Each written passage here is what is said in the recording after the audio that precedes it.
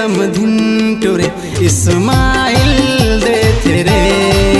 मोला देख के समधिन टुरे इस्माइल देते रे।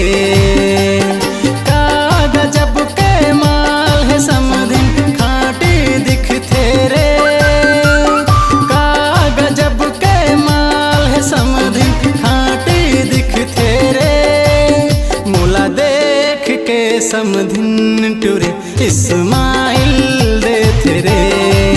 मोला देख के समधिन टुरे मुच मुच ले करते रे।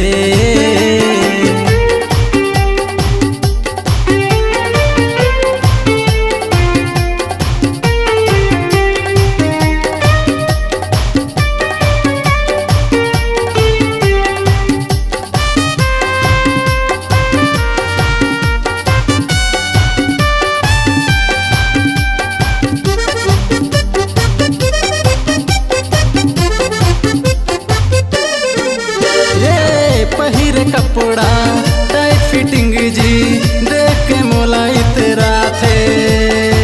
का बतावा इशारा इशारा में मोला तो बला थे। पहिरे कपड़ा टाइट फिटिंग जी देख के मोला इतरा थे। का बतावा इशारा इशारा में ए हमोला बला थे। का बतावा इशारा इशारा में मोला ये बला थे। जाके चुमदो का समधिन ला मन मोर कई थे रे। जाके चुमदो का समधिन ला मन मोर कई थे रे।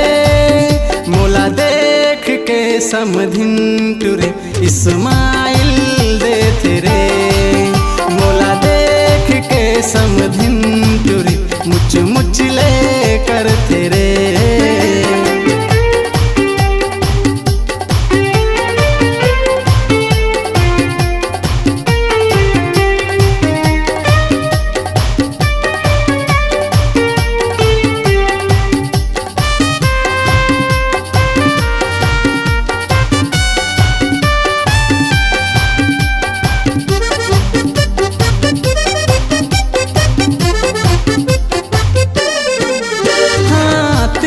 तिर मोर आवत रही थे मला मोर लुभा थे।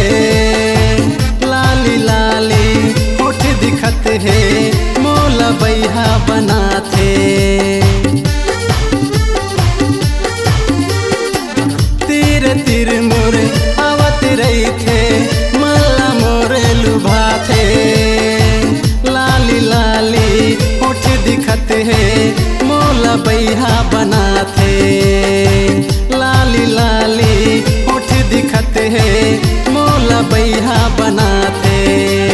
पट जाही का समधिन टुरी लाइन देते रे। पट जाही का समधिन टुरी लाइन देते रे। मोला देख के समधिन टुरे इस्माइल देते रे। मोला देख के समधिन टुरे इस्माइल देते रे। का गजब के माल है समधिन खाटी दिखते रे। का गजब के माल है एक तरफा दिखते रे।